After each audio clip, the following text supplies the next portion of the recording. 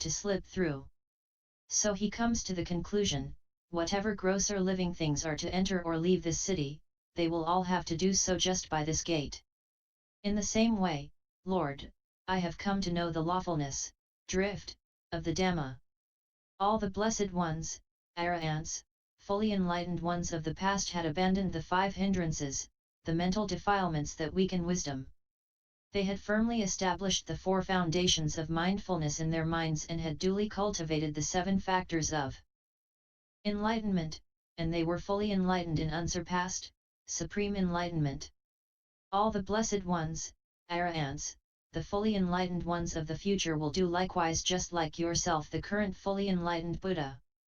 Then also, while staying at Nalanda, in the mango grove of Pavarika, the Buddha often gave a comprehensive discourse to the bhikkhus. This is virtue, morality, this is concentration, samadhi, and this is wisdom, panna. Concentration, when it is fully developed by virtuous conduct, brings great fruit and profit. Wisdom, when it is fully developed by concentration, brings great fruit and profit. The mind that is fully developed in wisdom is utterly freed from the taints of lust, of becoming, of false views and ignorance. When the Blessed One had stayed at Nalanda as long as he pleased, he addressed the Venerable Ananda thus, "Come, Ananda, let us go to Pataligama." So Buddha and the whole company of monks went to Pataligama. The lay followers of Pataligama invited Buddha to stay at the council hall. The Blessed One consented by his silence. Knowing the Blessed One's consent, the devotees of Pataligama rose from their seats, respectfully saluted him, and keeping their right sides towards him, departed for the council hall. Then they prepared the council hall by covering the floor all over, arranging seats and water, and setting out an oil lamp. After the preparation, they respectfully greeted him, stood at one side and announced, "Lord, the council hall is ready. You may come in when you are ready." Buddha got ready, took his alms bowl and robe, and went to the council hall together with the company of bhikkhus. After rinsing his feet, the Blessed One entered the council hall and took his seat close to the middle pillar, facing east. The monks too, after rinsing their feet, also entered the council hall and took seats near the western wall, facing east, so that the Blessed One was before them. The devotees of Pataligama, after rinsing their feet, entered the council hall, sat down near the eastern wall, facing west, so that the Blessed One was in front of them. Then Buddha taught them a discourse. The fruits of an immoral and moral life. Buddha addressed the devotees of Pataligama thus, "The immoral man that is not virtuous encounters 5 perils. Great loss of wealth through heedlessness and neglecting his affairs. A bad reputation because of his immoral misconducts. A timid and troubled demeanor in every society, be it that of nobles, brahmins, householders, or ascetics. He will die in a confused state, death. At the breaking up of the body after death, he will rebirth in a realm of misery, in an unhappy state, in the nether world, in hell. These are the 5 outcomes of leading a non-virtuous immoral life. Householders, there are 5 blessings when a man is righteous and virtuous. Great increase of wealth through his diligence.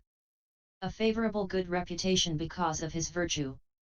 A confident deportment, without timidity, in every society, be it that of nobles, brahmins, householders, or ascetics. A serene unconfused death. At the breaking up of the body after death. Rebirth in a happy state, in a heavenly world. These are the 5 advantages to one who has good morality and virtuous. Then Buddha instructed, inspired, and delighted the lay followers of Pataligama with more Dhamma talk until late at night. After which he dismissed them, and they rose from their seats, paid their respect to Buddha, and left. At that same time, the chief ministers of Magadha, namely Sunita and Vasakara, were building a fortress at Pataligama in defense against the Vajans. And at that time there were thousands of devas who also had taken possession of sites at Pataligama for their lodging. In the region where devas of great power prevailed, officials of great power were bent on constructing their dwellings, and where devas of medium power and lesser power prevailed, officials of medium and lesser power were bent on constructing their dwellings. The Buddha saw all this with his divine eye, that thousands of devas were residing in Pataligama. And rising before dawn, the Blessed One addressed the Venerable Ananda thus, "Who is it, Ananda, that is erecting a city at Pataligama?" Venerable Ananda replied, "Sunita and Vasakara, Lord, the chief ministers of Magadha, are building a fortress at Pataligama, in defense against the Vajans." Buddha continued, "Ananda, it's just as if Sunita and Vasakara had taken counsel with the gods of the 33. I have seen thousands of devas that have taken possession of sites at Pataligama. Truly, Ananda, as far as the Aryan race extends and trade routes spread, Pataliputra will a trade center, a chief city that scatters its seeds far and wide. But Pataliputra, Ananda, will be faced with 3 perils: fire, water, and internal dissension."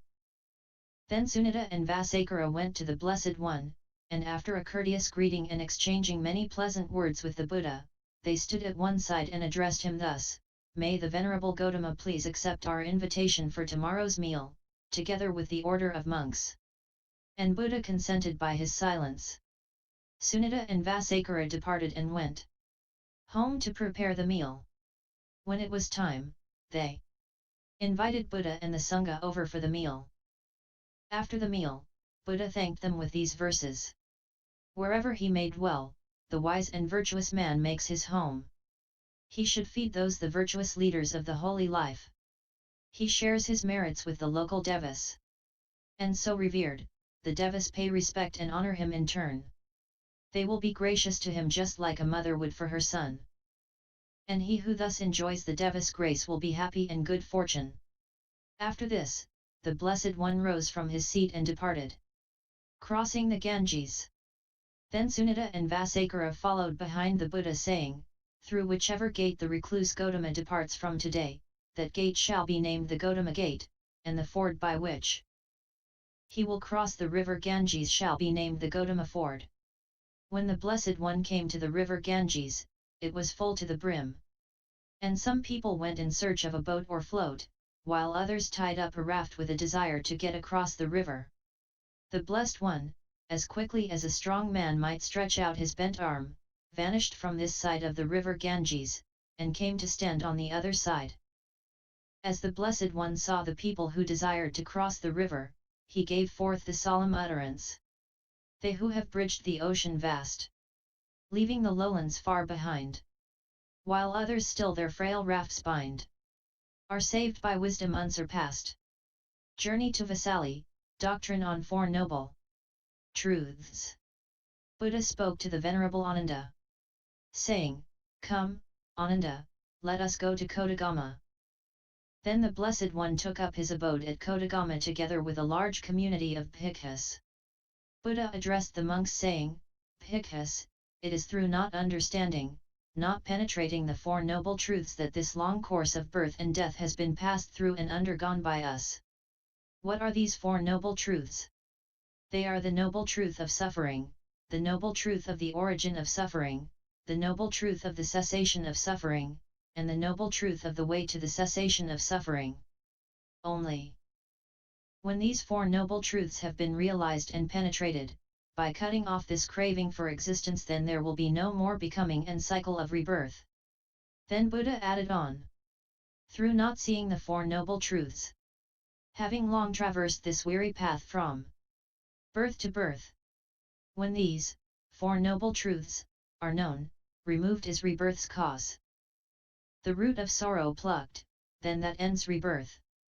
Also at Kodagama the Buddha gave a comprehensive discourse to the bhikkhus, "This is morality, this is concentration, and this is wisdom. Concentration when it is fully developed by virtuous conduct brings great fruit and profit. Wisdom when it is fully developed by concentration brings great fruit and profit. The mind that is fully developed in wisdom is utterly freed from the taints of lust, of becoming, of false views and ignorance." When the Buddha had stayed at Kodagama as long as he pleased, he spoke to the Venerable Ananda, "Come, Ananda, let us go to Nadika." Then Buddha took up his abode in Nadika together with a large community of bhikkhus, staying in the brick house. The 4 specific attainments. Venerable Ananda approached the Buddha and asked, here in Nadika, Lord, Themang Salha and the nun Nanda have passed away. Likewise the layman Siddhata and the laywoman Sujata. Also other laymans Kakudha, Kalinga, Nakada, Katasava, Tutha, Santutha, Bada, and Subhada have all passed away in Nadika. What rebirths have they taken? Buddha replied, the monk Salha, Ananda, by the destruction of the corruptions attained in this life, through his superknowledge, uncorrupted liberation of the mind and liberation by wisdom has attained arahantship. The nun Nanda, Ananda, through the destruction of the 5 lower fetters, that bind beings to the world of the senses, has been reborn spontaneously, among the Suddhavasa deities, and will gain Nibbana from that very place, without returning to this world as a non-returner. The layman Siddhata, Ananda, through the destruction of the 3 fetters, self-belief, doubt, and faith in the efficacy of rituals and observances, and with the reduction of greed, hatred, and delusion, has become a once-returner, and is bound to make an end of suffering after having returned only once more to this world. The laywoman Sujata, Ananda, through the destruction of the 3 fetters has become a stream enterer, and is safe from falling into the states of misery, assured, and bound for enlightenment. The layman Kakudha, Kalinga, Nakada, Katasava, Tutha, Santutha, Bada, and Subhada, and with more than 50 laymen in Nadika have likewise through the destruction of the 5 lower fetters, that bind beings to the world of the senses, has arisen spontaneously, among the Suddhavasa deities, and will gain Nibbana in that very place, and not return to this world as a non-returners. Also more than 90 laymen who have passed away in Nadika, Ananda, through the destruction of the 3 fetters, and the reduction of lust, hatred, and delusion, have become once returners and are bound to make an end of suffering after having returned only once more to this world. And also more than 500 laymen who have passed away in Nadika, Ananda, through the complete destruction of the 3 fetters have become stream enterers, and are safe from falling into the states of misery, assured, and bound for enlightenment. Mirror of Dhamma. Buddha went on further to explain to Venerable Ananda, but truly, Ananda, it is nothing strange that human beings should die. But if each time it happens you should come to the Tathagata and ask about them in this manner, indeed it would be weariness to him.